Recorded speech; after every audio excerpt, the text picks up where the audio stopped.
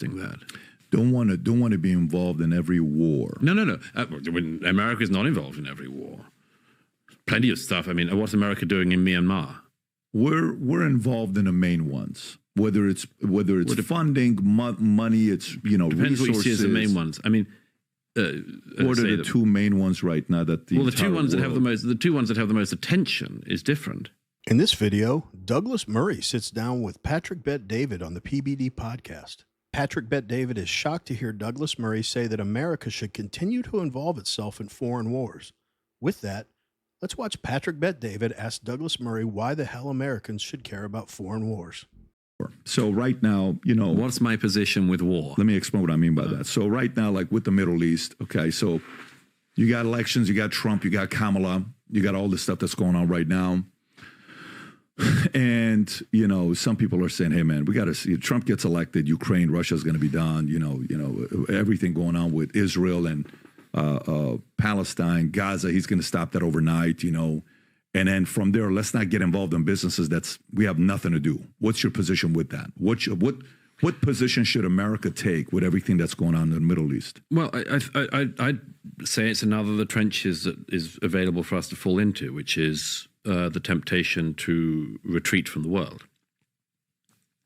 America is the most important country in the world by an incredibly long way. Not just financially, not just militarily, culturally, in terms of ideology, in terms of the spread of the ideas that come from America.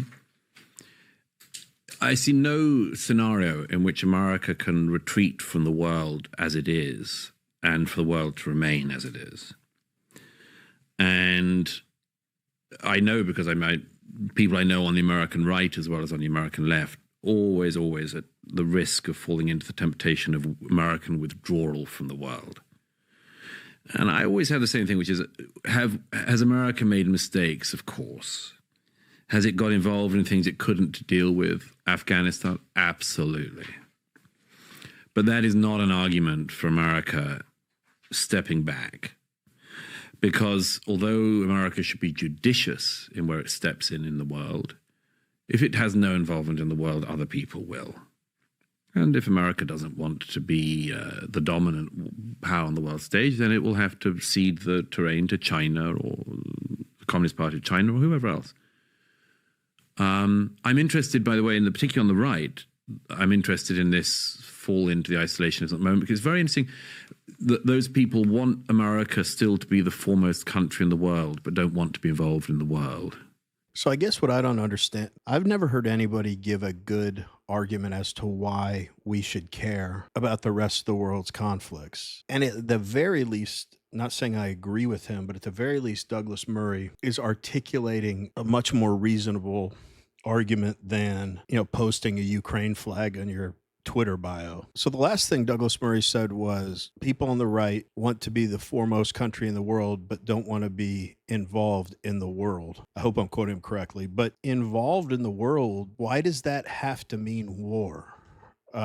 Why can't we be good trade allies? Why can't we build good relationships with new allies or strengthen our relationships with our current allies? To me, those are ways of being involved in the world without going to war. I obviously don't like all the tax dollars that we send to Ukraine and to Israel. However, the thing that bothers me the most is sending people's sons and daughters to potentially get killed in a war in another country. That scares me. But I guess let's see if they address that. Let's get back to it.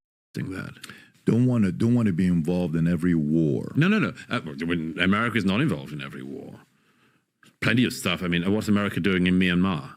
We're involved in the main ones. Whether it's funding, money, it's depends resources. what you see as the main ones. I mean, what are the two main ones right now that the two ones that have the most attention is different. What's costing more than those two? Well, the Syrian civil war that's lasted the last decade is costing far more lives. I'm talking. Hang on. I'm talking like 2 years. The Syrian civil war has gone on for more than a decade now. Right. More people have been killed in that than have been killed in every single war involving Israel and all of the Arab armies in the last 80 years. So it does seem actually that people's attention is sometimes very clearly on certain issues. So why do you think that is? a range of things. In the case of, I covered the Ukraine war. I was embedded with the Ukrainian armed forces when they were retaking Kherson or Mykolaiv from the Russians, and so I've seen quite a lot of that war up close. That one is a very straightforward one. I don't believe that Ukraine is part of Europe, but it's awfully close. And if you go to the Baltic states, as I did again, 18 months ago, I suppose, a year ago.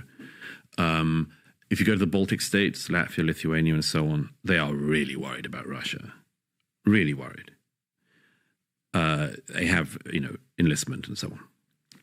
If you go to the Central and Eastern Europe, simply the further east you go across Europe, the more you find a genuine concern about this. If Vladimir Putin had succeeded in making it all the way to Kiev in 2022, Europe would be shaking in its boots even more than it currently is. It would have, and it would have been an unbelievable destabilizing effect on the world. It's not the case, as some people pretend, that Vladimir Putin is only interested in Ukraine. I know that because I've been to the... If you like watching videos like this one, like and subscribe. We'd really appreciate it. Let's get back to the video. The country, not the state, the country of Georgia when he tried to invade that in 2008. So the idea that Putin simply has Ukraine in his sights is not true. And should we get into World War III over this? Obviously not. We're flirting with it. I hope not. I hope not. But should he be allowed to gobble up nations, whatever you think of them, by the way, and then this is a point at which a lot of people on the right will say, well, Ukraine is so corrupt and this and that and that. Let's say if I agreed with all of that, nevertheless, not good for world stability to allow Russia to invade nation states, particularly ones whose security that we had agreed to whose borders we'd agreed to secure. I mean, that was part of the deal that Britain was involved in as well with the handing over the nukes in the 90s. I understand what Douglas Murray is saying if we don't want to be involved with the world, but he really means with war, which you have to convince me that that's a necessity. But he's saying that if we don't, someone else will, and we don't know whose culture and ideologies will spread as a result of that. But the countries that we're funding, their side of conflict, war, whatever, it's not like China is going to come in and support them.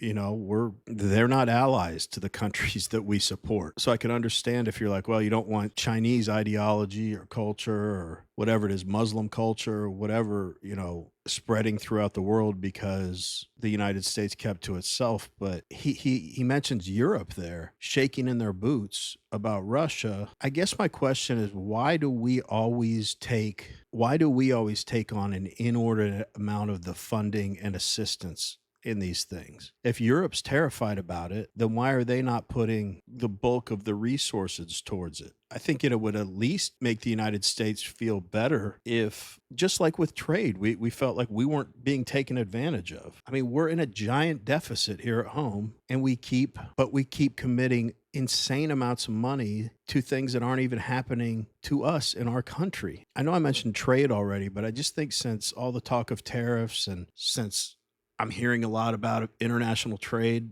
these days, and that's what I'm reading about, it's kind of opened my eyes to how generous the United States is, but we never get anything in return for it. I can't think of one war that we've involved ourselves in that has ever ended in an outcome beneficial to the United States, ever. Anyway, let's wrap up the video. So Ukraine is a war that is deeply troubling Europe and NATO, and therefore America does have interests in that. So you're for that war? You're for the money and the funding that we're giving to that war? We could go into all sorts of the details of it. I have criticisms around the edges about the way in which the funding has happened, the way in which the arming has happened, the training and so on. But to date, Vladimir Putin has not been able to overrun all of Ukraine, and I think that's a good thing. And this has happened, by the way, with American funding, but no American troops. And if people don't like the idea of American troops on the ground around the world in order to secure world peace and the global order of nation states, if people don't like the idea of American troops being on the ground, what else have you got available than helping and arming other countries' troops who are willing to fight for their own country?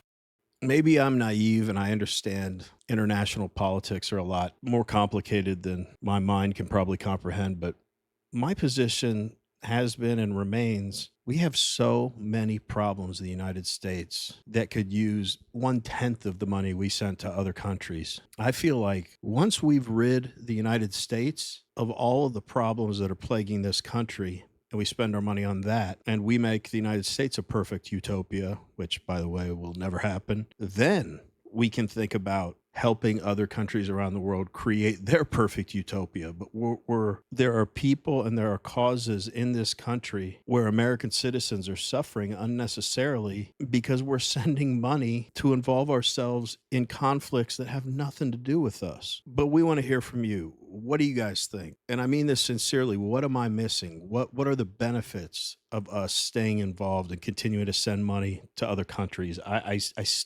respect Douglas Murray's opinion, but I'm still not close to convinced. Please let me know what I'm missing, or even if you don't believe that we should be funding wars across the world, but if you understand the other side's argument as to why it's a good idea, please let me know in the comments, because I'm always trying to learn, and I just don't understand the argument for it. And Douglas Murray's argument was probably the best I've heard, but it still didn't convince me. Anyway, as always, really appreciate you watching, and we will see you in the next one.